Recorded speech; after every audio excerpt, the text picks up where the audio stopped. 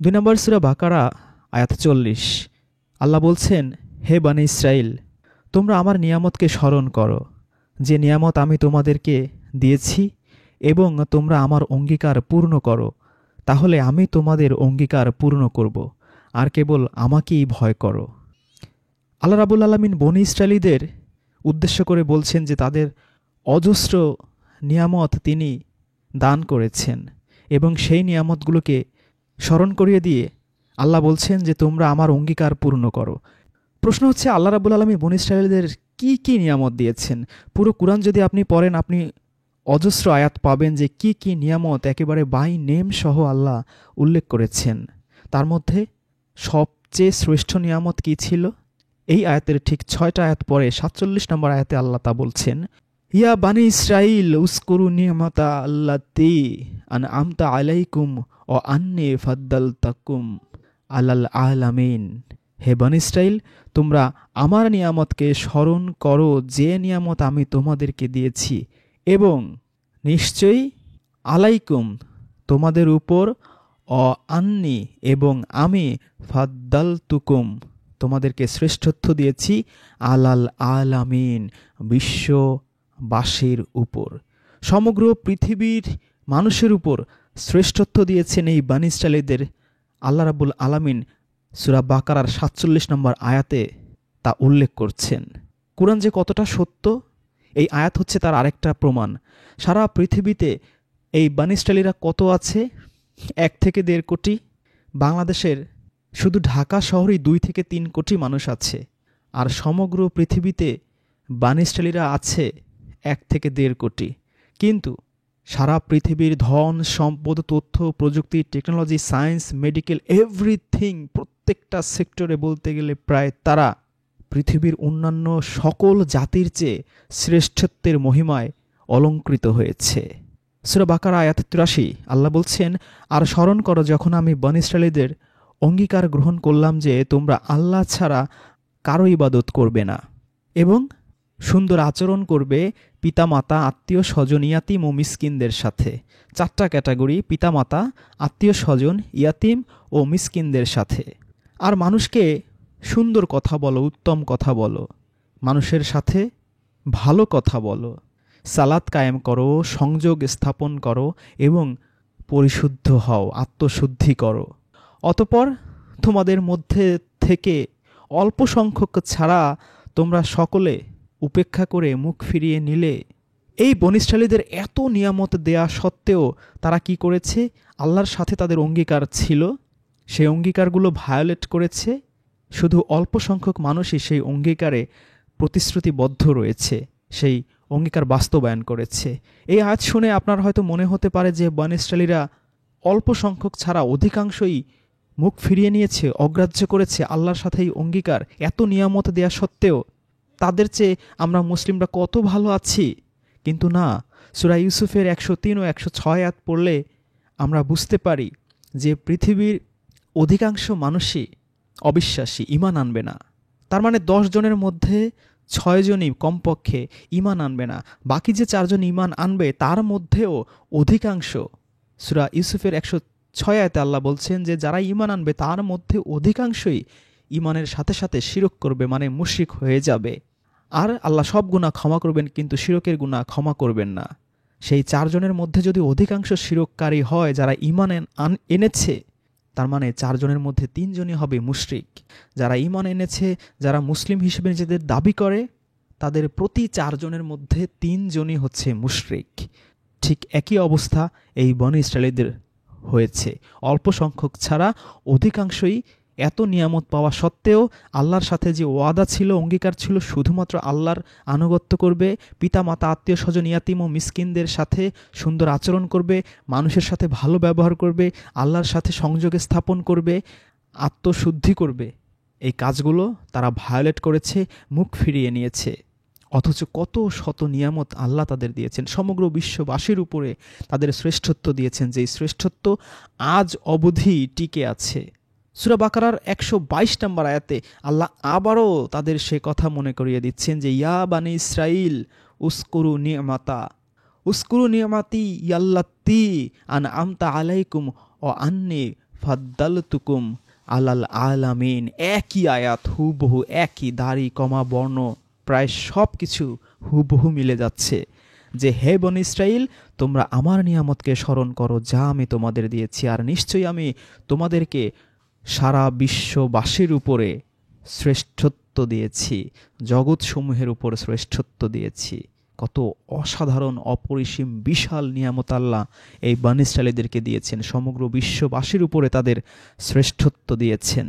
211 আয়াতে আল্লাহ বলছেন, বনী ইসরাইলকে জিজ্ঞেস করো আমি তাদেরকে কত সুস্পষ্ট নিদর্শন দিয়েছি, আর যে আল্লাহর নিয়ামত তার কাছে আসার পর তা বদলে দেবে, তাহলে নিশ্চয়ই আল্লাহ আযাব দানে কঠোর, শাস্তি দানে কঠোর। 246 আয়াতে আল্লাহ বলছেন, তুমি কি মুসার পর বনী ইসরাইলের প্রধানদের দেখনি, যখন তারা তাদের নবীকে বলেছিল আমাদের জন্য একজন বাদশাহ ঠিক করে দাও, রাজা ঠিক করে দাও, তাহলে আমরা আল্লাহর রাস্তায় লড়াই করব। সে বলল, এমন কি হবে যে যদি তোমাদের উপর লড়াই আবশ্যক করা হয় তোমরা লড়াই করবে না? তারা বলল, আমাদের কি হয়েছে যে আমরা আল্লাহর রাস্তায় লড়াই করব না? অথচ আমাদেরকে আমাদের ঘরগুলো থেকে বের করে দেয়া হয়েছে এবং আমাদের সন্তানদের থেকে বিচ্ছিন্ন করা হয়েছে।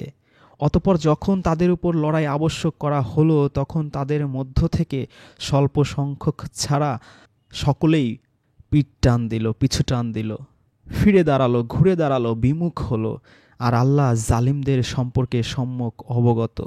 সূরা বাকারার 246 আয়াত যে কথা বনী ইসরাইলীরা বলেছিল, যখন লড়াই ফরজ করা হবে, যুদ্ধ ফরজ করা হবে, তারা করবে, কারণ তাদের ঘরগুলো থেকে তাদের বিতাড়িত করা হয়েছে, সন্তানদের থেকে তাদের বিতাড়িত করা হয়েছে, বিচ্ছিন্ন করা হয়েছে।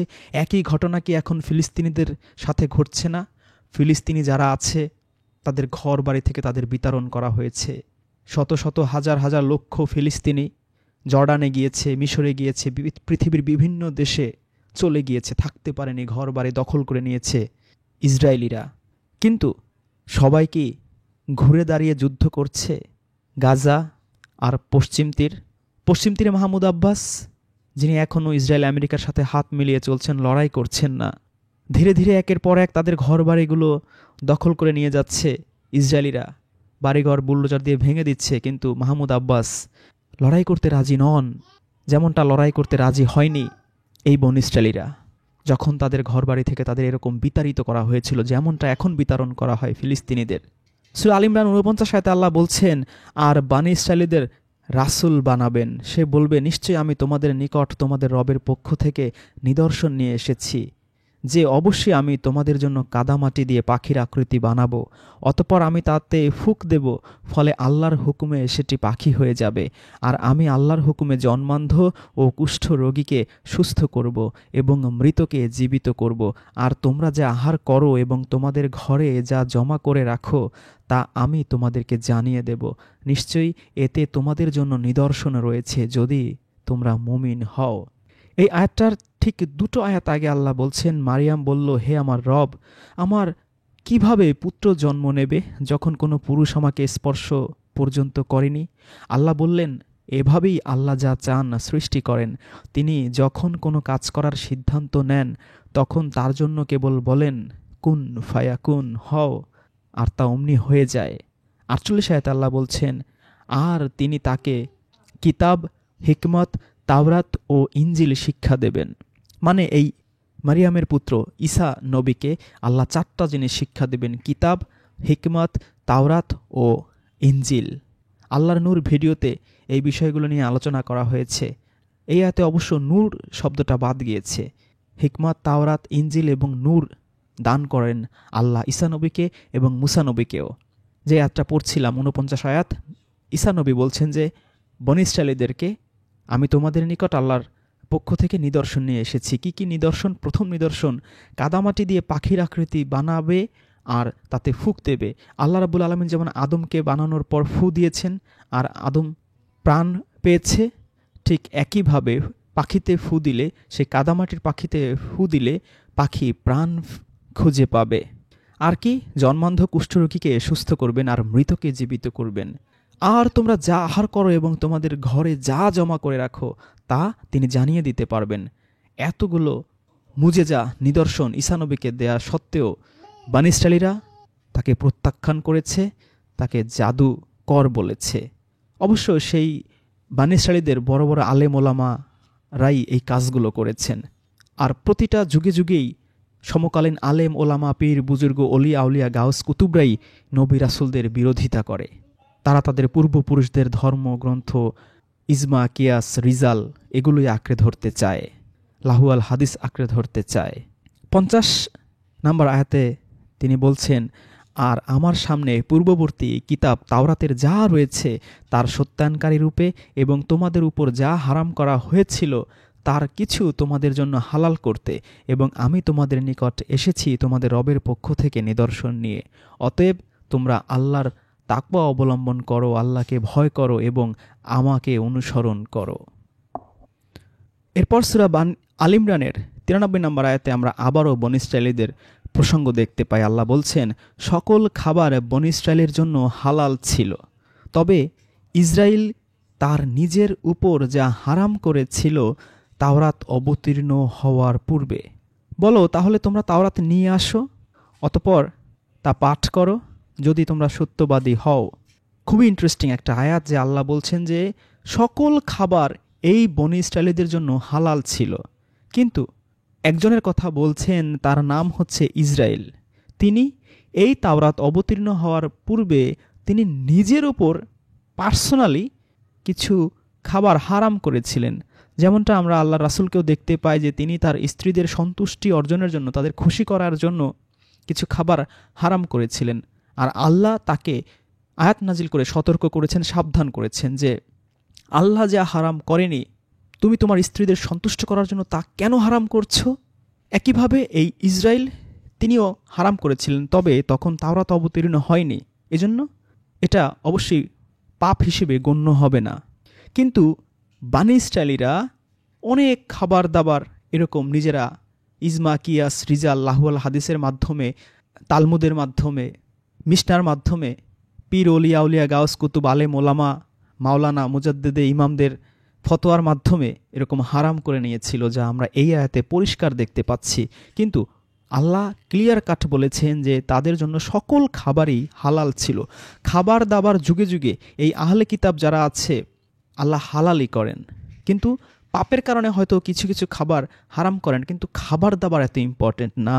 ইসলামে বা আহলে কিতাব বা আব্রাহামিক ধর্মে আপনি নিজের মধ্যে কি প্রবেশ করান সেটা অত গুরুত্বপূর্ণ নয়। গুরুত্বপূর্ণ হচ্ছে আপনি নিজের মুখে যা প্রবেশ করাচ্ছেন তার চেয়ে আপনি মুখ দিয়ে কি বের করছেন। আপনি মুখের মধ্যে হরিণের মাংস খান না, বিড়ালের মাংস খান না, গরুর মাংস খান, এটা আল্লাহ দেখবে না। কিন্তু আপনি মুখ দিয়ে গীবত করছেন না, নিন্দা করছেন না, কারো বদনাম করে বেড়াচ্ছেন না, কারো নামে মিথ্যে কথা বলছেন না, কূটকৌশল করছেন না, কারো সাথে ষড়যন্ত্র করার প্ল্যান প্রোগ্রাম করছেন, মুখ দিয়ে আপনি কি বের করছেন সেটার উপরে সবচেয়ে বেশি গুরুত্ব আরোপ করা হয়েছে। যেমনটা সূরা হুজুরাতের গীবতের আয়াতে আমরা দেখতে পাই যে আল্লাহ বলছেন, তুমি কি তোমার ভাইয়ের মাংস খাওয়া পছন্দ করবে, মৃত ভাইয়ের? যদি তুমি গীবত করো তাহলে তার সমমূল্যের। তার মানে মুখ দিয়ে আপনি বের করছেন ভাইয়ের নিন্দা, বোনের নিন্দা তার আড়ালে, কিন্তু ইম্প্যাক্ট কেমন হচ্ছে? আপনি মুখ দিয়ে ঢোকাচ্ছেন মৃত ভাইয়ের মাংস, তার সম লেভেলের গুনাহ হয়ে যাচ্ছে।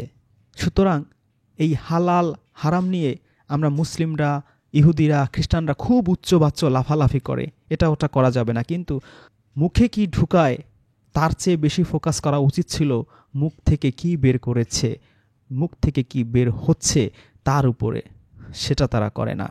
একটা গল্প প্রচলিত আছে, বাংলাদেশ থেকে বড় বড় অফিসার কর্মকর্তারা চীনে গিয়েছিলেন। 1 কোটি টাকার পণ্য, 1 কোটি টাকার পার্সপাতি সরকারিভাবে তারা কিনবে, কিন্তু তাদেরকে বলছে যে আপনারা 4-5 কোটি টাকা এটার দাম ধরবেন, বাকি যেই টাকা অতিরিক্ত সেটা আমরা ভাগ যোগ করে নেব। এই যে দেশের মানুষের টাকা ঘুষ আকারে হোক বা দুর্নীতির মাধ্যমে হোক হালাল করে নিচ্ছে, সেই ঘুষ খাচ্ছে বা দুর্নীতি করে খাচ্ছে, সেটা পাপ না।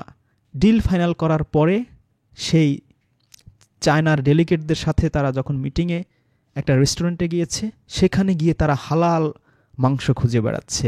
চাইনিজরা খুব অবাক হলো যে তোমরা খাবারের মধ্যে হালাল খোঁজো, অথচ অর্থ উপার্জনে তোমরা হালাল খোঁজো না?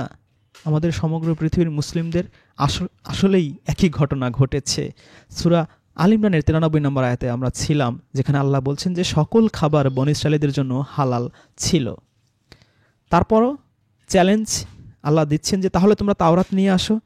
আমরা দেখি যে বর্তমান পৃথিবীতে মুসলিমদের সাথেও এরকমটা ঘটে। অনেক খাবারই তারা লাহুয়াল হাদিস, ইজমা, কিয়াস, রিজালের মাধ্যমে হারাম ঘোষণা করেছে। কিন্তু যদি এরকমটা হয় যে যদি বলা হয় তোমরা কুরআন নিয়ে আসো, কুরআন থেকে দেখাও যে এই খাবার আল্লাহ হারাম করেছেন, এই বড় বড় আলেম ওলামারা দেখাতে পারবে না, কুরআন খুলে তারা দেখাতে পারবে না। এমনটাই চ্যালেঞ্জ আল্লাহ বনী ইসরাঈলীদেরকেও দিয়েছিলেন যে ঠিক আছে, যদি হারাম হয়েই থাকে তোমরা তাওরাত নিয়ে আসো, তারপর তিলাওয়াত করো, তাওরাত পড়ো। যদি তোমরা সত্যবাদী হও, পড়লে দেখা যাবে যে আসলে ওর মধ্যে এমন কোনো আয়াতই নেই যে অমুক অমুক জিনিস আল্লাহ খেতে হারাম করেছেন। তার এই আয়াত থেকে এটাও পরিষ্কার হলো যে তারা যা হারাম করেছিল তা লাহুয়াল হাদিসের মাধ্যমেই হারাম করেছিল, তাওরাতের মাধ্যমে নয়, আসমানি কিতাবের মাধ্যমে নয়, যেমনটা বর্তমান পৃথিবীর মুসলিমরা হারাম বানিয়ে নিয়েছে। কুরআনের মাধ্যমে নয়, লাহুয়াল হাদিসের মাধ্যমে, ইজমার মাধ্যমে, রিজালের মাধ্যমে, কিয়াসের মাধ্যমে, আলেম ওলামাদের হুজুর শরীফের মাধ্যমে। কি পার্থক্য এই বনী ইসরাঈলীদের সাথে এই মুসলিমদের? আপনি কি কোনো পার্থক্য খুঁজে পাচ্ছেন? এইখানে আমরা এই বনী ইসরাঈলীদের ইসরায়েল শব্দটাও পেয়ে গেলাম, যে তাদেরকে বনী ইসরায়েল যে বলা হচ্ছে একজন ব্যক্তি ছিলেন, তার ডিটেলস পরিচয় আল্লাহ এখানে যদিও দেননি, কিন্তু সেই ব্যক্তির নামটা আল্লাহ এখানে উল্লেখ করেছেন, তিনি হচ্ছেন ইসরাইল। যদিও অনেক অনুবাদে এখানে ইয়াকুব শব্দটা, যেমন ফজলুর রহমান তার অনুবাদে ইয়াকুব শব্দ লিখেছেন, তাইসরুল কুরআনও স্ট্রেট ইয়াকুব লিখেছেন, নাজিলের পূর্বে ইয়াকুব নিজের উপর। হ্যাঁ, তাইসরুল কুরআন এবং ফজলুর রহমান ডাইরেক্ট ইয়াকুব লিখেছেন, কিন্তু আল্লাহ বলেছেন এখানে ইসরাইল। তাহলে আমরা বনী ইসরাইল পেলাম যে যারা এই ইসরায়েলের বংশধর তাদেরকেই বনী ইসরাইল বলা হচ্ছে। সূরা মায়দা আয়াত 12 আল্লাহ বলছেন, আর অবশ্যই আল্লাহ বনী ইসরায়েলের অঙ্গীকার গ্রহণ করেছিলেন, প্রতিশ্রুতি গ্রহণ করেছিলেন, এবং আমি তাদের মধ্য থেকে 12 জন দলনেতা পাঠিয়েছিলাম, এবং আল্লাহ বলেছিলেন নিশ্চয়ই আমি তোমাদের সাথে আছি, যদি তোমরা সালাত কায়েম করো, যাকাত দাও, পরিশুদ্ধ হও, আত্মশুদ্ধি করো, আমার রাসূলদের প্রতি ঈমান আনো, তাদেরকে সহযোগিতা করো এবং আল্লাহকে উত্তম ঋণ দাও, তবে নিশ্চয়ই আমি তোমাদের থেকে তোমাদের পাপসমূহ মুছে দেব, আর অবশ্যই তোমাদেরকে প্রবেশ করাবো জান্নাতসমূহে, যার নিচ দিয়ে প্রবাহিত হবে নদীসমূহ। তোমাদের মধ্য থেকে এর পরও যে কুফরি করেছে সে অবশ্যই সোজা পথ হারিয়েছে। এই বনী ইসরাঈলীদের মধ্য থেকে আল্লাহ 12টা দলনেতা পাঠিয়েছিলেন, 12 ভাগে বিভক্ত হয়েছে তারা, আমরা এখান থেকে পরিষ্কার বুঝতে পারলাম। আর তাদেরকে বেসিক কিছু কাজ করতে বলেছেন। 1, সালাত কায়েম করতে হবে। 2, আত্মশুদ্ধি অর্জন করতে হবে। 3, রাসূলদের প্রতি ঈমান আনতে হবে, রাসূলদের সহযোগিতা করতে হবে, আর আল্লাহকে উত্তম ঋণ দিতে হবে। আল্লাহকে উত্তম ঋণ দেওয়া তো আমরা বুঝি, আল্লাহর পথে সম্পদ ব্যয় করতে হবে। তাহলে আল্লাহ কি করবেন? বিনিময়ে তোমাদের থেকে তোমাদের পাপ সমূহ মুছে নেব। এই কাজ করলে আল্লাহ পাপ মুছে নেবেন। আর আমরা কি করি? অমুক পাথরে চুমু দিয়ে পাপ মুছে ফেলি, ফজরের পরে, মাগরিবের পরে অমুক অমুক দোয়া পড়ে আমরা 80 বছরের পাপ মুছে ফেলি, 500 বছরের পাপ মুছে ফেলি, সাগরের ফেনা সমান পাপ মুছে ফেলি। কিন্তু কুরআনে কোথাও আপনি এরকমটা পাবেন না যে অমুক অমুক দোয়া দুরুদ পড়লে, অমুক অমুক জায়গায় চুমু খেলে পাপ মুছে দেবে। এই কাজ করলে আল্লাহ অটোমেটিক্যালি পাপগুলো মুছে দেবে। ইভেন 2-3 দিন আগে শবে বরাতে সেখানেও বলা হয়েছে যে এই রাতে অটোমেটিক আল্লাহ সবাইকে ক্ষমা করে দেয়, শুধু যারা মুশরিক আর হিংসুক তাদের ছাড়া। এত সহজ না। সূরা মায়দার 32 আয়াতে আল্লাহ বলছেন, এ কারণেই আমি বনী ইসরায়েলের উপর এই হুকুম দিলাম যে যে ব্যক্তি কাউকে হত্যা করা কিংবা জমিনে সন্ত্রাস সৃষ্টির কারণ ব্যতীত কাউকে হত্যা করবে সে যেন সমগ্র পৃথিবীর মানুষকেই হত্যা করলো, আর যে মানুষের প্রাণ বাঁচালো সে যেন সমগ্র পৃথিবীর মানুষকে বাঁচালো। তাদের কাছে আমার রাসূলগণ সুস্পষ্ট প্রমাণ নিয়ে এসেছিল, এরপরও তাদের অধিকাংশই পৃথিবীতে বাড়াবাড়ি করেছিল। এটা কেন আল্লাহ করেছেন তাদের উপরে এরকম পাপ, যে একজনকে হত্যা করলে সমগ্র পৃথিবীর মানুষকে হত্যা করলে যেই পাপ হয় সেম পাপ। এখন যদি আপনি একজনকে বিনা কারণে হত্যা করেন, 800 কোটি মানুষ হত্যা করার পাপে আপনি মহাপাপী হবেন। আর যদি একজন মানুষের জীবন বাঁচান, 800 কোটি মানুষকে বাঁচালে, তাদের জীবন বাঁচালে যেই সওয়াব, সমপরিমাণ সওয়াব আপনি পাবেন। কি বিশাল সওয়াবের রাস্তা আল্লাহ দিয়েছেন। কেন এটা করা হলো? এর আগের 2-3টা আয়াত পড়লে আমরা জানি যে আদম এর 2 সন্তান এর কথা বলা হচ্ছে। 27 নম্বর আয়াত থেকে আল্লাহ বলছেন, এবং হে নবী, তাদের সামনে আদমের পুত্রের ব্র্যাকেটে লেখা আছে হাবিল ও কাবিল, তাদের ঘটনা ঠিকঠাকভাবে শোনাও। যখন তারা আল্লাহর উদ্দেশ্যে একটি করে কোরবানি করেছিল, তাদের একজনের কোরবানি কবুল হলো, অন্যজনের হলো না। তখন দ্বিতীয় জন প্রথম জনকে বলল, আমি তোমাকে খুন করে ফেলব। প্রথম জন বলল, আল্লাহ তো কেবল মুত্তাকিদের কোরবানি কবুল করেন। মুত্তাকি কি, কেন, কিভাবে ভিডিও চ্যানেলে আপলোড করা আছে, দেখে নেবেন যে মুত্তাকি কারা। এই মুত্তাকিদের কুরবানি শুধু আল্লাহ কবুল করবেন। আমরা তো সামনে কুরবানির ঈদ আসবে, সবাই কুরবানি করছি, কিন্তু কুরবানির কাদেরটা কবুল হবে সেটা কিন্তু এই সূরা মায়েদার ২৭ নম্বর আয়াতে এই আদমের ২ সন্তানের মাধ্যমে আল্লাহ সেই কবেই বলে দিয়েছেন। কিন্তু মুত্তাকি হওয়ার দিকে আমাদের কোনো ইন্টারেস্ট নাই। ২৮ নম্বর আয়াতে আল্লাহ বলছেন, যদি তুমি আমার প্রতি তোমার হাত প্রসারিত করো আমাকে হত্যা করার জন্য, আমি তোমাকে হত্যা করার জন্য আমার হাত কখনো তোমার দিকে বাড়াবো না। কি উদার মানসিকতা! নবীর এই পুত্র বলছে, যদি তুমি আমাকে খুন করার জন্য আমার দিকে হাত বাড়াও, আমি তোমাকে খুন করার জন্য কখনোই আমার হাত বাড়াবো না। কেন বাড়াবে না তার লজিক সে আয়াতের শেষ অংশে দিচ্ছে, যে নিশ্চয়ই আমি সৃষ্টিকুলের রব আল্লাহকে ভয় করি, যে তোমাকে আমি এমনি এমনি খুন করব না, কখনো হত্যা করব না।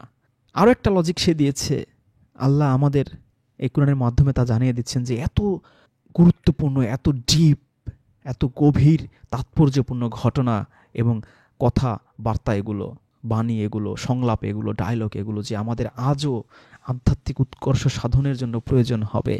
২৯ আয়াতে সেই আদম নবীর পুত্র আরেকটা লজিক দিচ্ছে যে নিশ্চয়ই আমি চাই যে তুমি আমার ও তোমার পাপ নিয়ে ফিরে যাও, ফলে তুমি জাহান্নামের অধিবাসীদের অন্তর্ভুক্ত হও, আর সেটিই হচ্ছে জালিমদের প্রতিদান।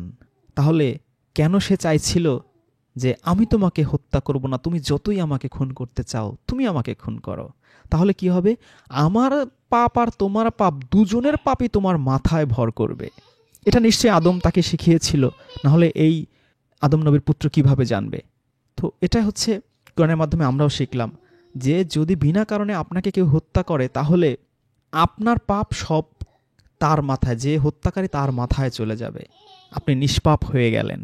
৩০ আয়াতে আল্লাহ বলছেন, সুতরাং তার নফস, আত্মা তাকে তার নিজের ভাইকে হত্যা করার জন্য প্রলুব্ধ করল, ফলে সে তাকে হত্যা করল এবং ক্ষতিগ্রস্তদের অন্তর্ভুক্ত হয়ে গেল। ৩১ আয়াতে আল্লাহ বলছেন, অতঃপর আল্লাহ একটি কাক পাঠালেন যা মাটি খুঁড়ছিল, যাতে তাকে দেখাতে পারে কিভাবে সে ভাইয়ের লাশ গোপন করবে। সে বলল, হায়, আমি এই কাকটির মতো হতে অক্ষম হয়েছি যে আমার ভাইয়ের লাশ গোপন করব। ফলে সে লজ্জিত হলো, অনুতপ্ত হলো। ভাইকে তো হত্যা করেছে, এখন সেই লাশ কি করবে সে? এটা আল্লাহ একটা নিজেই কাক পাঠিয়ে দিয়েছেন। এই কাক মাটি খুঁড়ে আরেকটা কাককে কবরস্থ করেছে, সেটা দেখে দেখে সে শিখতে পেরেছে। একটা কাক পর্যন্ত জানে যে কিভাবে কবরস্থ করতে হয়, অথচ মুসলিমরা জানে না কোন কোন দোয়া পড়তে হবে, কি করতে হবে, কত কিছু তারা বানিয়ে নিয়েছে, কত মাসলা মাসাইল বানিয়ে নিয়েছে। মানে ভাবটা এমন যে আল্লাহর রাসূলের আগে যারা এই পৃথিবীতে মৃত্যুবরণ করেছে তাদের কারোই কবরস্থ করা হয়নি, তারা নিয়ম কানুনই জানতো না।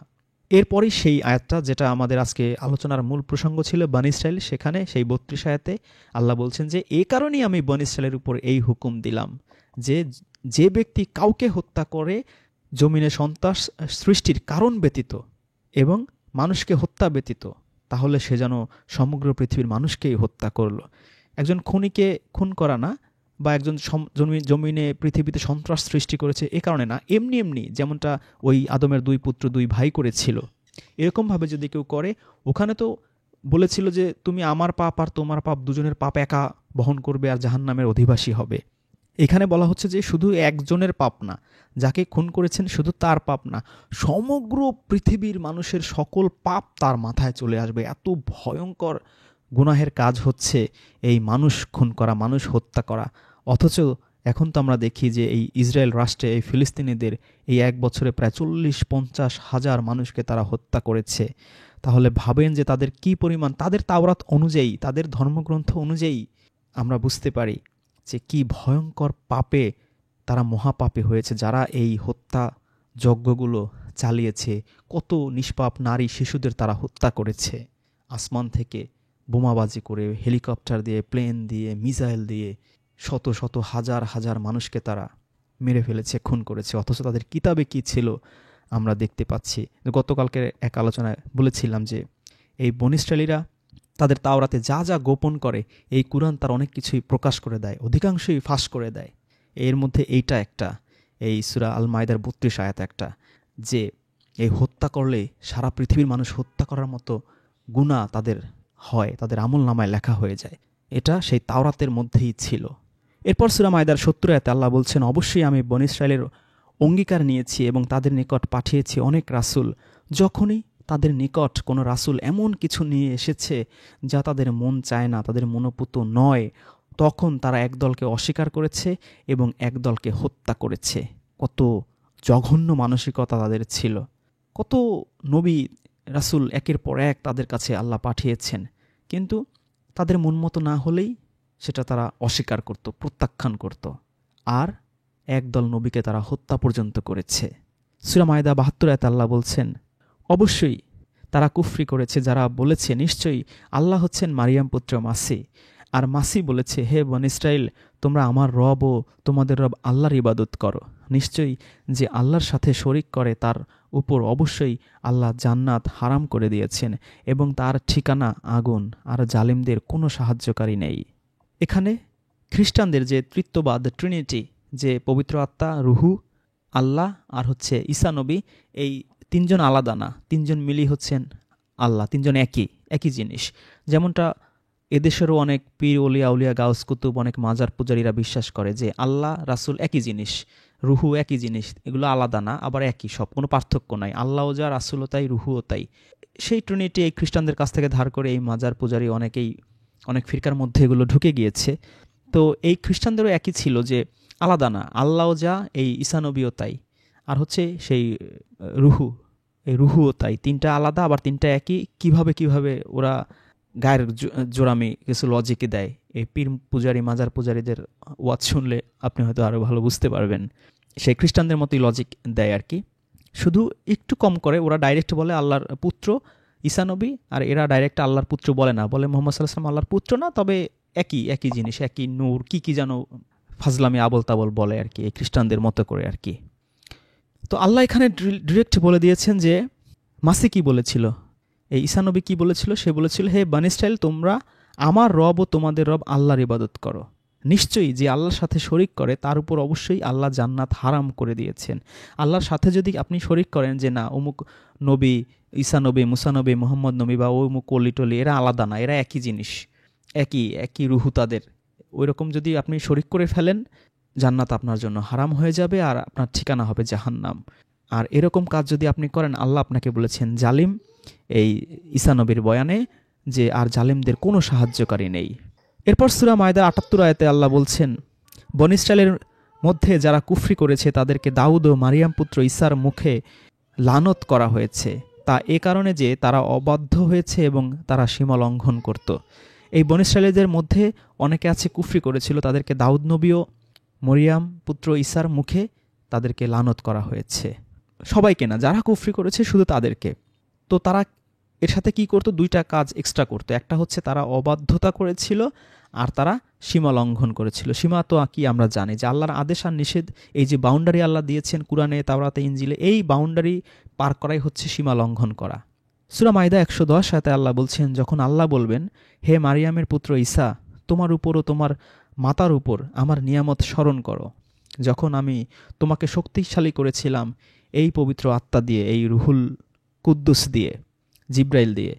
তুমি মানুষের সাথে কথা বলতে মেহেদিতে থাকা অবস্থায়, ইমাম মেহেদির ভিডিওতে এই আয়াতটা এসেছিল প্রাসঙ্গিক। সেই মেহেদি এর আরবি হচ্ছে, মেহেদি শব্দটাই আরবি, এর বাংলা হচ্ছে দোলনা। এই দোলনায় ও পরিণত বয়সে সে দোলনায় বসেই, এই মেহেদিতে বসেই কথা বলতে পারত। আর যখন আমি তোমাকে শিক্ষা দিয়েছিলাম কিতাব, হিকমত, তাওরাত ও ইনজিল, 4টা জিনিস, কিতাব, হিকমত, তাওরাত ও ইনজিল। আর যখন আমার আদেশে কাদামাটি থেকে পাখির আকৃতির মতো গঠন করতে এবং তাতে ফুঁক দিতে, ফলে আমার আদেশে তা পাখি হয়ে যেত। আর তুমি আমার আদেশে জন্মান্ধ ও কুষ্ঠ রোগীকে সুস্থ করতে, এবং যখন আমার আদেশে তুমি মৃতকে জীবিত বের করতে, আর যখন তুমি স্পষ্ট প্রমাণাদি নিয়ে এসেছিলে, তখন আমি বনী ইসরায়েলকে তোমার থেকে ফিরিয়ে রেখেছিলাম।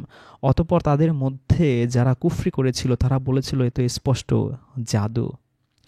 তো হাসরের মাঠে একটা ঘটনা আল্লাহ এই আয়াতে বলছেন যে হাসরের মাঠে আল্লাহ এই মারিয়াম পুত্র ঈসাকে কি বলবেন, আরও কি বলবেন। 116 নম্বর আয়াতে গেলে আমরা জানি যে আল্লাহ বলছেন, আর আল্লাহ যখন বলবেন, হে মারিয়ামের পুত্র ঈসা, তুমি কি মানুষদের বলেছিলে যে তোমরা আল্লাহ ছাড়া আমাকে ও আমার মাতাকে ইলাহ রূপে গ্রহণ করো? সে বলবে, আপনি পবিত্র, মহান, যার অধিকার আমার নেই তা বলা আমার জন্য সম্ভব নয়। যদি আমি তা বলতাম তাহলে অবশ্যই আপনি তা জানতেন। আমার অন্তরে যা আছে তা আপনি জানেন, আর আমার অন্তরে যা আছে তা আমি জানি না। নিশ্চয়ই আপনি গায়েবী বিষয়সমূহে সর্বজ্ঞাত। 117, আমি তাদেরকে কেবল তাই বলেছি যা আপনি আমাকে আদেশ করেছেন, যে তোমরা আমার রব ও তোমাদের রব আল্লাহর ইবাদত করো। আর যতদিন আমি তাদের মধ্যে ছিলাম ততদিন আমি তাদের উপর সাক্ষী ছিলাম। অতঃপর যখন আপনি আমাকে উঠিয়ে নিলেন তখন আপনি ছিলেন তাদের পর্যবেক্ষণকারী, আর আপনি সব কিছুর উপর সাক্ষী। এই আয়াতগুলো ঈসা নবীর যে সেকেন্ড কামিং, যে খ্রিস্টানরা বিশ্বাস করে কিয়ামতের আগে আসবে, অনেক মুসলিমরাও বিশ্বাস করে কিয়ামতের আগে আসবে, এই আয়াতগুলো তার সাথে পুরোপুরি সাংঘর্ষিক। কারণ ঈসা নবীকে আল্লাহ এই ধরনের প্রশ্ন কিভাবে করবেন যদি কিয়ামতের আগে আসে? ঈসা নবী তো বলবে যে, আল্লাহ কি প্রশ্ন করতেছো? কিয়ামতের আগে না আমাকে তুমি আবার পাঠালে, তখন আমি সবাইকে মেরে কেটে দাজ্জাল টাজ্জাল যারা যারা ছিল সবগুলোকে মেরে কেটে ফাটিয়ে ফুটিয়ে সবাইকে ধ্বংস করে সমগ্র পৃথিবীতে ইসলাম কায়েম করেছি, সবাই মুসলমান হয়ে গিয়েছে।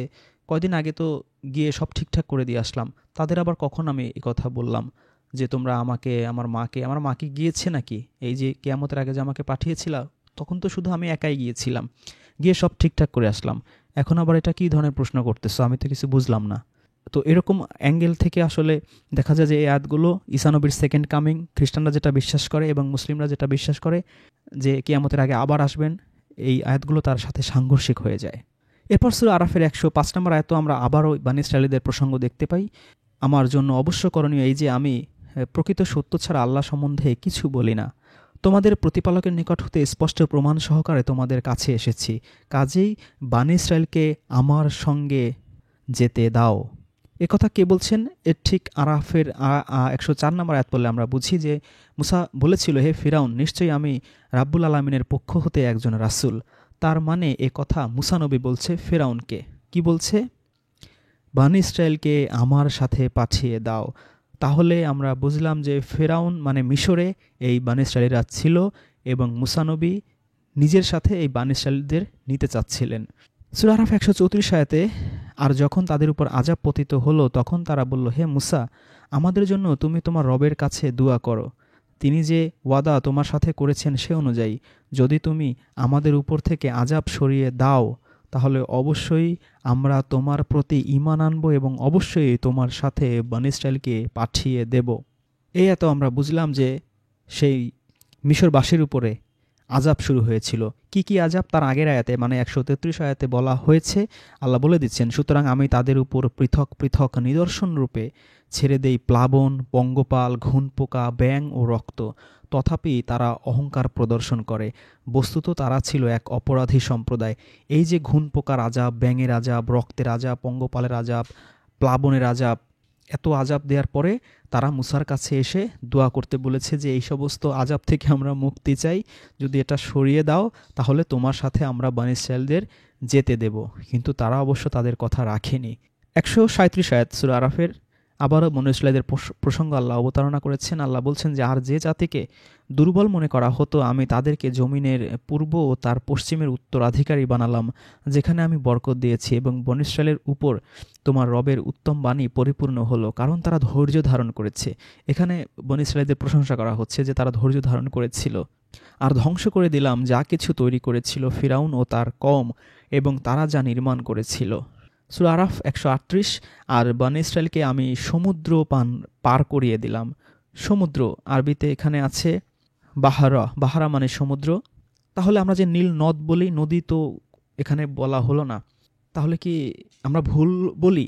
আমরা তো বলি নীল নদ পাড়ি দেওয়া হয়েছে বা পাড়ি দিয়েছিল, কিন্তু আল্লাহ এখানে তো বলেছেন যে তাদেরকে আল্লাহ বাহারা মানে সমুদ্র, বাহারা শব্দ অনেকবার আছে কোরআনে, সেই দুই সমুদ্রের মাঝে যে অন্তরাল থাকে সেই বিখ্যাত আয়াত আছে। আর নদীকে কি বলা হয়েছে? নাহর বলা হয়েছে। এখানে নাহর নাই, আছে নাহর বা আনহার কিছুই নেই, আছে বাহার। বাহার মানে হচ্ছে সমুদ্র, তাদেরকে সমুদ্র বা সাগর পার করিয়েছিলেন। এটা লোহিত সাগর হতে পারে বা অন্য কোনো সাগর হতে পারে, কিন্তু সমুদ্র এটা পারফেক্ট। সূরা আরাফ আয়াত 138, বনী ইসরাইলকে আমি সমুদ্র পার করিয়ে দিলাম, অতঃপর তারা আসলো এমন এক কওমের কাছে যারা নিজেদের মূর্তিগুলোর পূজায় রত ছিল। তারা বলল, হে মুসা, তাদের যেমন উপাস্য আছে আমাদের জন্য তেমনি উপাস্য নির্ধারণ করে দাও। সে বলল, নিশ্চয়ই তোমরা এমন এক কওম যারা মূর্খদের মতো আচরণ করে। কত বড় মূর্খ চিন্তা করুন। নিজের চোখে তারা আল্লাহর এত মুজেজা দেখেছিল, মুসা নবীর এত মুজেজা দেখেছিল, তাদের বিভৎস জীবন থেকে মুসা নবী পার করিয়ে এনেছিলেন সমুদ্র পাড়ি দিয়ে। তারপরে এসে তারা আবার মূর্তি পূজা করতে চাচ্ছে। সূরা ইউনূস আয়াত 90-তে আল্লাহ বলছেন, আর আমি বনী ইসরাইলকে সমুদ্র পার করিয়ে নিলাম। এখানে আবারও সেই বাহারা সমুদ্র দেখতে পাচ্ছি আমরা। আর ফিরাউন ও তার সৈন্যবাহিনী ঔদ্ধত প্রকাশ ও সীমা লঙ্ঘনকারী হয়ে তাদের পিছু নিল। অবশেষে যখন সে ডুবে যেতে লাগলো তখন বলল, আমি ঈমান এনেছি সেই সত্তা ছাড়া কোনো ইলা নেই, যার প্রতি বনী ইসরাইল ঈমান এনেছে। মৃত্যুর আগে সে ঈমান এনেছে, লা ইলাহা ইল্লাল্লাহ বলেছে। আর কি বলেছে? আর আমি মুসলিমদের অন্তর্ভুক্ত। তো মৃত্যুর আগে যে লা ইলাহা ইল্লাল্লাহ ফিরাউন বলেছে, এই মৃত্যুর আগের কালেমা কি গ্রান্টেড হয়? কখনোই গ্রান্টেড হয় না। কিন্তু আমাদের দেশের অনেক ইজমা কিয়াস রিজালওয়ালা হুজুর শরীফ থেকে আপনাদের বলবে যে মৃত্যুর আগে লা ইলাহা ইল্লাল্লাহ নসিব হলেই আপনি জান্নাতে চলে যেতে পারবেন। তাহলে তো ফিরাউনেরও যাওয়ার কথা ছিল। এটা পুরোপুরি এই কুরআনের সূরা ইউনূসের 90 নম্বর আয়াতের সাথে সাংঘর্ষিক। মৃত্যুর আগে কালেমা পড়লে, লা ইলাহা ইল্লাল্লাহ পড়লে কোনো ফায়দা নেই। সারা জীবন অপকর্ম সব করে বেড়াবেন আর মৃত্যুর আগে লা ইলাহা বলবেন, এত সহজ? আর কুরআনে তো আছেই যে তোমরা ঈমান এনেছো, এ কথা বললেই কি তোমাদের ছেড়ে দেওয়া হবে? তোমাদের পরীক্ষা করা হবে না? সূরা ইউনূস আয়াত 93, আর অবশ্যই আমি বনী ইসরাইলকে উত্তম বাসভূমিতে আবাস দিলাম এবং তাদেরকে উত্তম রিজিক দিলাম। অতঃপর তারা মতবিরোধ করেনি যতক্ষণ না তাদের নিকট জ্ঞান এলো। নিশ্চয়ই তোমার রব কিয়ামতের দিন সে বিষয়ে ফয়সালা করবেন যা নিয়ে তারা মতবিরোধ করত। বনী ইসরাইল আয়াত 2, আর আমি মুসাকে কিতাব দিয়েছি এবং তা বনী ইসরাইলের জন্য হিদায়াত বানিয়েছি, যেন তোমরা আমাকে ছাড়া কোনো কর্মবিধায়ক না বানাও। সূরা বনী ইসরাইলের আয়াত 4, আল্লাহ বলছেন, আর আমি বনী ইসরাইলকে কিতাবে সিদ্ধান্ত জানিয়েছিলাম যে তোমরা জমিনে দুবার অবশ্যই বিপর্যয় সৃষ্টি করবে আর অবশ্যই অত্যধিক গর্বে ফুলে উঠবে। এই আয়াত কোন প্রসঙ্গে কখন কি বিস্তারিত আসলে বোঝা খুবই কঠিন। তবে এই আয়াত আমরা বর্তমানের সাথে মিলাতে পারি যে তারা বর্তমানে পৃথিবীতে সেই 1947 সালে সেই ইসরায়েল রাষ্ট্র প্রতিষ্ঠিত হওয়ার পর যে কি ভয়ঙ্কর পরিমাণ ঔদ্ধত্য প্রকাশ করছে এবং 60-70 বছর ধরে এই ফিলিস্তিনিদের উপর কি অমানসিক নৃশংস অত্যাচার, নির্যাতন, হত্যা চালিয়ে যাচ্ছে। তো এটার সাথে যদি আমরা এই আয়াতটা মেলাই, সম্ভবত মেলে যে জমিনে তারা দুইবার এরকম অত্যধিক গর্ব অহংকারে ফুলে উঠবে আর বিপর্যয় সৃষ্টি করবে। সেই দুবারের একবার সম্ভবত এখন যে চলছে সেইবার। আর এখন তাদের তো গর্ব প্রচণ্ড, সারা পৃথিবীর বলতে গেলে তাদের হাতের মুঠোয়, সেই আমেরিকা, ইউরোপ, সবাই কেউ ভয়ে কিছু বলে না, সবাই বরঞ্চ তাদের পাশেই থাকে, অস্ত্র শস্ত্র, টাকা পয়সা সব কিছু দিয়ে বরং তাদের সাহায্য করে। গর্ব হওয়াটাই স্বাভাবিক। আর কি ভয়ঙ্কর বিপর্যয় তারা সৃষ্টি করেছে এই পৃথিবীতে। সূরা বনী ইসরাইল আয়াত 101, আল্লাহ বলছেন, আর আমি মুসাকে 9টি স্পষ্ট নিদর্শন দিয়েছিলাম। মুসাকে মোট কয়টা মুজিজা দেয়া হয়েছে এই আয়াতে আমরা জানতে পারি যে 9টা দেয়া হয়েছিল। সুতরাং তুমি বনী ইসরাইলকে জিজ্ঞেস করো, যখন সে তাদের কাছে আসলো তখন ফিরআউন তাকে বলল, হে মুসা, আমি তো ধারণা করি তুমি জাদুগ্রস্ত। বনী ইসরাইল আয়াত 104, আর আমি এরপর বনী ইসরাইলকে বললাম, তোমরা জমিনে বাস করো, অতঃপর যখন আখিরাতের ওয়াদা আসবে তখন আমি তোমাদেরকে জড়ো করে নিয়ে আসব। এই আয়াতকেও আমরা বর্তমান প্রেক্ষাপটে মেলাতে পারি যে প্রায় 200, 400, 500 কি তার চেয়েও বেশি, প্রায় 1000 বছর ধরে এই বনী ইসরাইল ছন্ন ছাড়া পৃথিবীর বিভিন্ন দেশে আশ্রিতের মতো থাকতো। কখনো জার্মানিতে, কখনো ইউরোপের বিভিন্ন দেশে, ইটালিতে, কখনো রাশিয়ায়, আমেরিকায়, বিভিন্ন দেশে ছড়িয়ে ছিটিয়ে ছিল। কিন্তু বেল ঘোষণার পরে এই 1924 সালে 1919 সালে যে বেলফোর ঘোষণার পরে যে ইসরায়েল রাষ্ট্র প্রতিষ্ঠার যে ম্যান্ডেট শুরু হলো, 1948 যে ইসরায়েল রাষ্ট্র প্রতিষ্ঠিত হলো, এরপরে তারা আবার সবাই জড়ো হয়ে পৃথিবীর বিভিন্ন দেশ থেকে তারা এসে এই ইসরায়েলে তারা রাষ্ট্র প্রতিষ্ঠা করলো, সবাই জড়ো হলো। এখানে আমরা দেখতে পাচ্ছি আল্লাহ এরকমটা বলছেন যে আর আমি এরপর বনী ইসরায়েলকে বললাম তোমরা জমিনে বাস করো, অতঃপর যখন আখিরাতের ওয়াদা আসবে তখন আমি তোমাদের জড়ো করে নিয়ে আসব। আখিরাত কি খুব সামনেই, কিয়ামতকে খুব সামনেই, এ কারণে কি এই ইসরায়েল রাষ্ট্র প্রতিষ্ঠিত হলো, সবাই কি আবার একত্রিত হলো এই বনী ইসরায়েলিরা? হতে পারে, আল্লাহ খুব ভালো জানেন। এর পরের আয়াত সূরা মারিয়ামের 58 আয়াতে আল্লাহ বলছেন, এরাই সেসব নারী আদম সন্তানদের মধ্য থেকে যাদের উপর আল্লাহ অনুগ্রহ করেছেন এবং যাদের আমি নূহের সাথে নৌকায় আরোহণ করেছিলাম, আর ইব্রাহিম ও ইসরায়েলের বংশোদ্ভূত এবং যাদেরকে আমি পথ প্রদর্শন করেছিলাম ও মনোনীত করেছিলাম। যখন তাদের কাছে পরম করুণাময়ের আয়াতসমূহ পাঠ করা হতো তারা কাঁদতে কাঁদতে সিজদায় লুটিয়ে পড়ত। এরাই সেসব নবী আদম সন্তানদের মধ্য থেকে যাদের উপর আল্লাহ অনুগ্রহ করেছেন। আদম সন্তানদের মধ্য থেকে অনেক সন্তান আছে যাদের উপর আল্লাহ স্পেশাল রহমত করেছেন, নিয়ামত দিয়েছেন। নূহের সাথে তাদের নৌকায় আরোহণ করিয়েছিলেন। ইব্রাহিম ও ইসরায়েলের দুটো ব্যক্তির নাম আমরা আবার দেখতে পেলাম। এর মধ্যে ইব্রাহিম খুবই বিখ্যাত। আল্লাহ তার রাসূলকে বলেছেন যে সূরা নাহলের 123 আয়াতে, আমি তোমার উপর ওহী করছি, তুমি ইব্রাহিমের ধর্ম অনুসরণ করো। সূরা হাজর 78 আয়াতে ইব্রাহিমকে জাতির পিতা বলা হয়েছে। সূরা আল ইমরানের 95 নম্বর আয়াতে ইব্রাহিমের ধর্ম মিল্লাতের অনুসরণের কথা বলা হয়েছে। ইব্রাহিম জাতির পিতা, ইব্রাহিম আল্লাহর খলিল বন্ধু। কিন্তু এখানে ইন্টারেস্টিংলি আমরা আরেকজনের নাম দেখতে পাচ্ছি, তার নাম হচ্ছে ইসরায়েল। যে ইসরায়েলের নামটা আমরা এর আগেও একবার পেয়েছিলাম, যে সে তাওরাত নাজিলের আগে নিজের জন্য কিছু খাবার সে হারাম ঘোষণা করেছিল। আল্লাহ বলছেন যে ইব্রাহিম ও ইসরায়েলের বংশোদ্ভূত। তাহলে এই বানি ইসরায়েল যাদের বলা হচ্ছে তারা সেই বানি ইসরায়েল, ইসরায়েলের বংশধর। এটা এই আয়াতেও আবার পরিষ্কারভাবে প্রমাণিত হলো। এবং যাদেরকে আমি পথ প্রদর্শন করেছিলাম, হেদায়েত দিয়েছিলাম এবং মনোনীত করেছিলাম, এই বানি ইসরায়েলীদেরকে আল্লাহ নিজেই মনোনীত করেছেন যে এদেরকেই তিনি নবুয়ত দেবেন, নিয়ামত দেবেন, জান্নাতের বিভিন্ন খাবার দেবেন, বিভিন্ন কিছু যত নিয়ামত আল্লাহ নিজেই এটা মনোনীত করেছেন। আর এরা কতটা ভালো ছিল যাদেরকে আল্লাহ সিলেক্টেড করেছিলেন, এই নবীরা বা আল্লাহওয়ালারা সবাই তো আর খারাপ নয়। তাদের কাছে যখন পরম করুণাময়ের আয়াতসমূহ পাঠ করা হয়, সেটা তাওরাত হোক, সেটা ইনজিল হোক, সেটা কুরআন হোক, যে কোনো আসমানি কিতাব যদি পাঠ করা হয় তারা কাঁদতে থাকে, কাঁদতে কাঁদতেই সিজদায় লুটিয়ে পড়ে। কতটা আল্লাহওয়ালা হয় তারা। সূরা তাহার 47 আয়াতে আল্লাহ বলছেন, সুতরাং তোমরা দুজন তার কাছে যাও, অতঃপর বলো আমরা তোমার রবের দুজন রাসূল, সুতরাং তুমি বনী ইসরায়েলকে আমাদের সাথে যেতে দাও এবং তাদেরকে নির্যাতন করো না। আমরা তোমার কাছে এসেছি তোমার রবের আয়াত নিয়ে, আর যারা সৎপথ অনুসরণ করে তাদের প্রতি শান্তি। এটা আমরা বুঝতে পারছি যে সেই ফিরআউনের কথা বলা হচ্ছে, তাকে গিয়ে এই মূসা নবী এবং হারুন নবী কী বলেছে সেই প্রসঙ্গে আল্লাহ এই আয়াত বলছেন। সূরা তাহা 80 আয়াতে আল্লাহ বলছেন, হে বনী ইসরাইল, আমি তোমাদেরকে তোমাদের শত্রু থেকে নাজাত দিয়েছি, উদ্ধার করেছি, আর তোমাদেরকে ওয়াদা দিয়েছিলাম তুর পাহাড়ের ডান পাশের, এবং আমি তোমাদের জন্য অবতরণ করেছিলাম মান্না ও সালোয়া।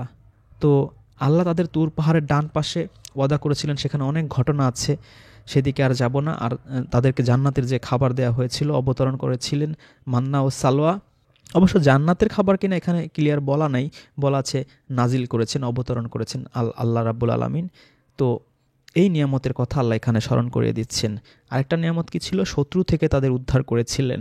সূরা তাহা 94 নম্বর আয়াতে সে বলল, হে আমার সহোদর, আমার দাড়িও ধরো না, মাথার চুলও ধরো না। আমি আশঙ্কা করেছিলাম যে তুমি বলবে তুমি বনী ইসরায়েলের মধ্যে বিভেদ সৃষ্টি করেছ এবং আমার কথা রক্ষা করনি। এখানে সেই গরুর বাছুর পূজার সেই ঘটনার প্রেক্ষাপটের এই আয়াত। তো হারুন নবী দেখছিল যে তারা এই কাজ করছে। মূসা নবী গিয়েছিলেন সেই আল্লাহর সাথে কথা বলতে, তাওরাত আনতে, আল্লাহ তাকে অর্ডার করেছিলেন। এই ফাঁকে তারা এই কাজ করেছিল। কিন্তু মূসা নবী এতটাই রাগ হয়ে গেল যে তুমিও তো রানিং নবী, তুমি থাকতে তারা এই কাজ কিভাবে করে? কিন্তু সে বাধা দেয়নি। কেন বাধা দেয়নি তার লজিক সে দিচ্ছে যে আমি আশঙ্কা করেছিলাম যে তুমি বলবে তুমি বনী ইসরায়েলের মধ্যে বিভেদ সৃষ্টি করছো এবং আমার কথা রক্ষা করোনি। এ কারণে তিনি বাধা দেননি। যে ওরা কেমন ক্যারেক্টার এটা তো তিনি খুব ভালো করেই জানেন। সূরা শুআরা 17 নম্বর আয়াতে যাতে তুমি বনী ইসরাইলকে আমাদের সাথে পাঠাও, এটা নিশ্চয়ই ফিরআউনকে বলা হচ্ছে। সূরা শুআরা 26 নম্বর সূরার 22 নম্বর আয়াতে আর এটা তো সেই অনুগ্রহ যার খোঁটা তুমি আমাকে দিচ্ছ যে তুমি বনী ইসরাইলকে দাস বানিয়ে রেখেছ। ফিরআউন খোঁটা দিচ্ছিল যে এই বনী ইসরাইলদের আমি পেলে পুষে রেখেছি, তাদের বেতন দেই, বিভিন্ন কথা সে বলছিল। কিন্তু মুসা নবী বলেছিল যে তুমি তাদের চাকরি বাকরি দিচ্ছ বা খাবার দাবার এত কিছু, এটা তাদের দিচ্ছ ঠিক আছে, কিন্তু তাদের জীবনটা কি? তাদেরকে দাসের মতো, চাকরের মতো তাদের লাইফ বানিয়ে ফেলেছো তুমি। সেই ইউরোপে আমেরিকায় যেই দাস প্রথা ছিল, আমরা জানি যে শুধু কাজ করতো, এতটুকু বেতন বা এতটুকু খাবার দেয়া হতো, কোনোরকম পেটে ভাতে সে বাঁচতে পারে। সেইভাবেই এই বনী ইসরাইলদেরকে মিশরে ফেরাউন রাখতো। তো এটা তো নিশ্চয়ই অনুগ্রহ না, দয়া না, এটা হচ্ছে দাস বানিয়ে রাখা, এটা বরঞ্চ নির্যাতন। এই নির্যাতন যে করতো, এটাই মুসা নবী ইন্টেলিজেন্টলি এই আয়াতে ফুটিয়ে তুলেছেন যে তুমি সেই অনুগ্রহের খোঁটা দিচ্ছ, আসলে তুমি তো তাদের দাস বানিয়ে রেখেছিলে নির্যাতন করতে। তারা যে পরিশ্রম করতো সেই পরিশ্রম অনুযায়ী যদি টাকা পয়সা দিতে, তাহলে তো তারা দাসের মতো জীবন কাটাতো না, সচ্ছল জীবন কাটাতো, আনন্দের হাসি মাখা জীবন তাদের হয়ে উঠত। তারা কি আর এখান থেকে যেতে চাইতো বা যাওয়া লাগতো? সূরা শুআরা 26 নম্বর সূরার 59 আয়াতে আল্লাহ বলছেন, এভাবেই ঘটেছিল, আমি বনী ইসরাইলকে এসব কিছুর উত্তরাধিকারী করে দিয়েছিলাম। তার ঠিক আগের আয়াতে আল্লাহ বলছেন আর ধনভাণ্ডার ও মর্যাদাপূর্ণ অবস্থান থেকে। তার আগের আয়াতে এভাবে আমি তাদেরকে বের করে আনলাম উদ্যান রাজি ও ঝর্ণা রাজি থেকে। সূরা শুআরা আয়াত 197। এটা কি তাদের জন্য একটি নিদর্শন নয় যে বনী ইসরাইলের বিদ্বান ব্যক্তিরা, পণ্ডিত ব্যক্তিরা তা জানে? কি জানে? এটা এর আগের আয়াতগুলো পড়লে আপনি বুঝবেন যে এরপর যে নবী আসবে সেই বিষয়টার কথা এখানে বলা হচ্ছে। সূরা নামল 76 আয়াতে আল্লাহ বলছেন, নিশ্চয়ই এ কুরআন তাদের কাছে বর্ণনা করছে বনী ইসরাইল যেসব বিষয়ে বিতর্ক করে তার অধিকাংশই। যেটা আজকে আলোচনায় বললাম যে বনী ইসরাইল অনেক কিছু গোপন রাখতো, অনেক বিষয় নিয়ে তারা মতভেদ করত, ঝগড়া বিবাদ করত। সেই মেইন টপিকসগুলো নিয়ে এই কুরআনে আলোচনা করা হয়েছে। যেমনটা আমরা সেই খাবার দাবারের বিষয়টা দেখেছিলাম যে কী কী জিনিস হারাম করা হয়েছে, কেন করা হয়েছিল, আল্লাহ বলে দিচ্ছেন। এরকম ভাইটাল বিষয়গুলো নিয়ে এই কুরআনে আলোচনা করা হয়েছে যে তারা যেসব বিষয় নিয়ে মতভেদ করে, বিতর্ক করে, তার অধিকাংশই এই কুরআনে বিবৃত করা হয়েছে।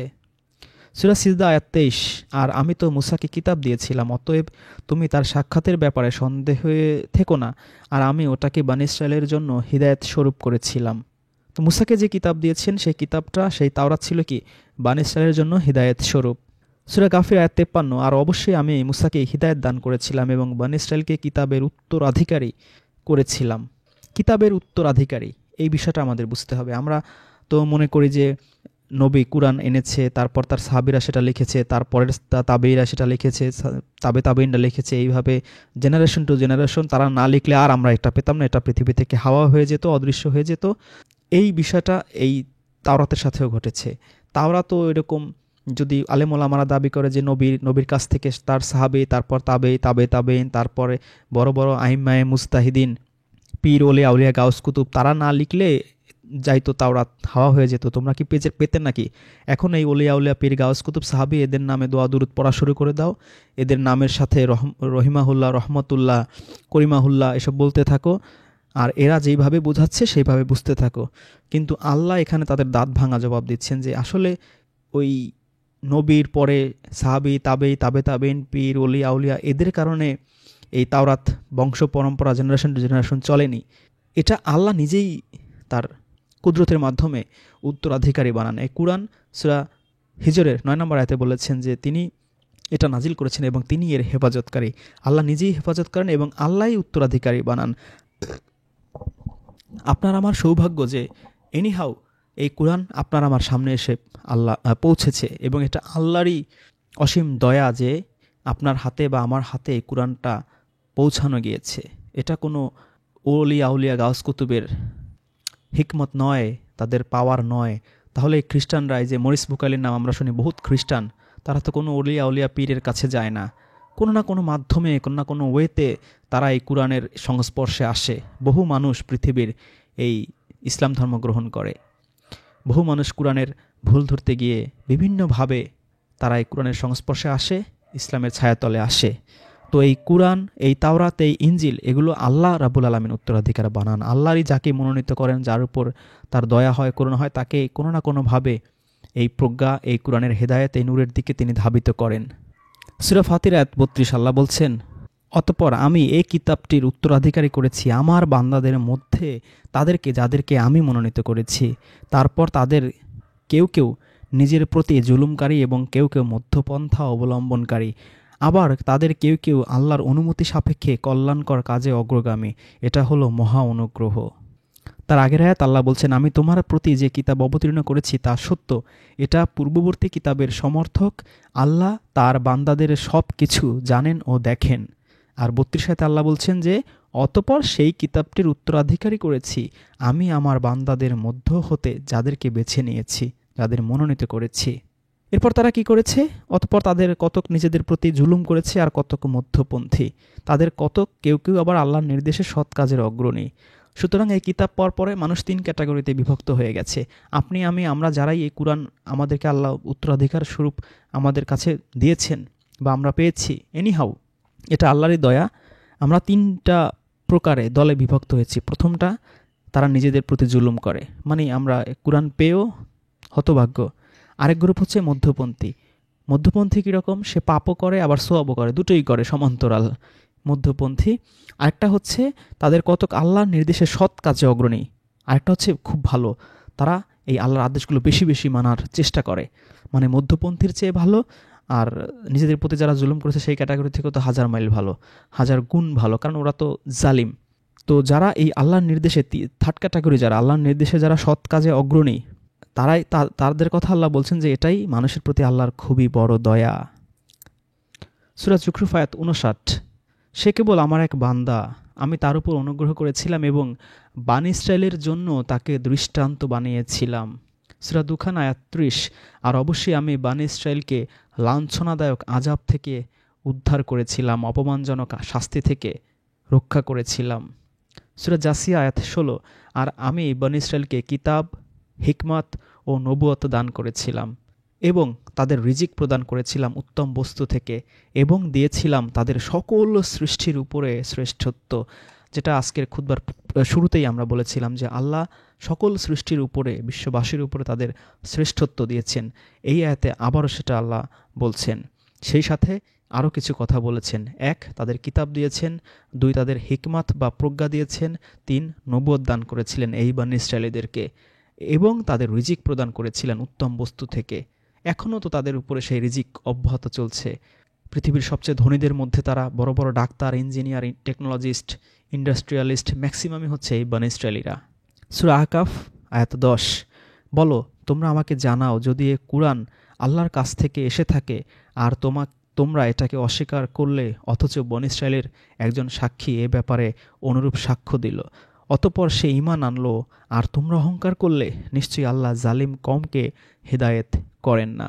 তো বনী ইসরায়েলদের মধ্য থেকে একজন এই ঈমান এনেছিল এই কুরআনের প্রতি, সেই কথাটা এই সূরা আহকাফের ১০ আয়াতে বলা হচ্ছে।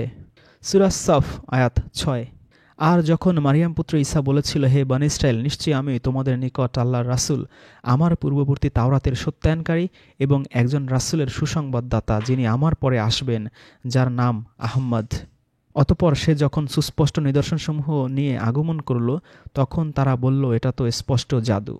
এখানে দেখতে পাচ্ছি যে ঈসা নবী বলছেন যে তারপরে একজন নবী আসবেন, রাসূল আসবেন, রাসূলের সুসংবাদদাতা, তার নাম হচ্ছে আহমদ, কিন্তু আমরা তো জানি তার নাম হচ্ছে মুহাম্মদ। তো এটা কি বৈপরীত্য হয়ে গেল কুরআনের? এখানে আমাদের বুঝতে হবে যে কুরআন হচ্ছে আরবি ভাষায়, আর ঈসা নবী, মুসা নবী তাদের যেই আসমানি কিতাব দেওয়া হয়েছিল সেগুলো হচ্ছে হিব্রু ভাষায়, তাদের ভাষা হিব্রু ছিল। তো ভাষার আলাদা হওয়ার কারণে কিন্তু মানুষের উচ্চারণেও সমস্যা হয় বা কথার মধ্যেও একটি হেরফের হয়ে যেতে পারে। যেমন একজনের নাম হচ্ছে তন্ময় চৌধুরী, কিন্তু কোনো ইংরেজ তাকে তন্ময় চৌধুরী বলবে না, ত সে জীবনেও বলতে পারবে না, তকে সে বলবে টি, তন্ময় চৌধুরী, এরকম করে সে বিকৃত করে ফেলবে, অনেক শব্দই সে পারবে না হুবহু বলতে, মানে বাংলা যেভাবে বলা হয়। আবার বাঙালিরাও অনেক ইংরেজি শব্দ আছে যে খুব টাফ, খুব প্র্যাকটিস না করলে সেই ইংরেজি শব্দ হুবহু তার উচ্চারণ করা সম্ভব না।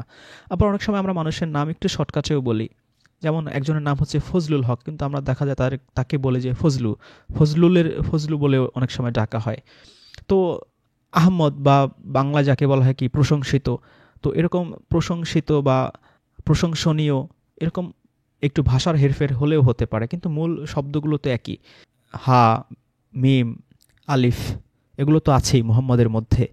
এরপর সূরা আস-সাফ আয়াত 14, হে মুমিনগণ, তোমরা আল্লাহর সাহায্যকারী হও, যেমন মরিয়াম পুত্র ঈসা তার সাহাবীদের, তার হাওয়ারীদের বলেছিল, আল্লাহর পথে কারা আমার সাহায্যকারী হবে? সাহাবীরা, হাওয়ারীগণ বলল, আমরাই আল্লাহর সাহায্যকারী। তারপর বনী ইসরাইল এর মধ্য থেকে একদল ঈমান আনলো এবং অপর এক দল প্রত্যাখ্যান করল। অতঃপর যারা ঈমান আনলো আমি তাদেরকে তাদের শত্রু বাহিনীর উপর শক্তিশালী করলাম, ফলে তারা বিজয়ী হলো। যারা ঈসা নবীর উপর ঈমান এনেছে তাদেরকে শক্তিশালী করা হয়েছিল এই বনী ইসরাইলের পরে। এখন আমরা তাই দেখতে পাই যে ইহুদিদের চেয়ে খ্রিস্টানরা মোটামুটি ভালোই শক্তিশালী এখনও কম্পারেটিভলি। তো বনী ইসরাইল সম্পর্কে আমরা আজকে অনেক কিছু জানলাম। তাদেরকে আল্লাহ অজস্র নিয়ামত দিয়েছেন, সমগ্র পৃথিবীর মানুষের উপর তাদের শ্রেষ্ঠত্ব দিয়েছেন। এদের মধ্য থেকে অনেক নবী রাসূল পাঠানো হয়েছে, তবে এরা বারবারই বিপর্যয় সৃষ্টি করেছে, আল্লাহর নিয়ামতকে অস্বীকার করেছে, অঙ্গীকার ভঙ্গ করেছে। আমরা যেন সেরকমটা না হয়ে যায়। আমাদেরকে যে আল্লাহ নিয়ামত দিয়েছেন এই কুরআন পেয়েও যেন আমরা বনী ইসরাইলদের মতো নাশকরমান না হয়ে যাই। আমরা যেন আল্লাহর সাথে যেই ওয়াদা তারা করেছিল, অঙ্গীকার করেছিল যে সৎ পথে চলবে, পিতামাতা, আত্মীয় স্বজন, প্রতিবেশী, অসহায় সবার সাথে তারা ভালো ব্যবহার করবে, ভালো আচরণ করবে, সৎ ব্যবহার করবে, সালাত কায়েম করবে, নিজে আত্মশুদ্ধি করবে, এই সমস্ত কাজগুলো যেন আমরাও করতে পারি। আমাদেরকেও তো আল্লাহ কুরআনে এই একই ধরনের কথাই বলেছেন যে ঈমান আনো, সৎকর্ম করো, মানুষের সাথে ভালো ব্যবহার করো, জুলুম করো না, মিথ্যা বলো না, গীবত করো না। এই বেসিক ইসলামী আল্লাহর আদেশ নিষেধগুলো আমরা যেন মেনে চলতে পারি। আমরা যেন এই বনী ইসরাইলীদের যে ঘটনাগুলো আল্লাহ কুরআনে বলেছেন তাদের কাছ থেকে আমরা শিক্ষা লাভ করে জান্নাতের পথে এগিয়ে যেতে পারি। আলহামদুলিল্লাহি রাব্বিল আলামিন।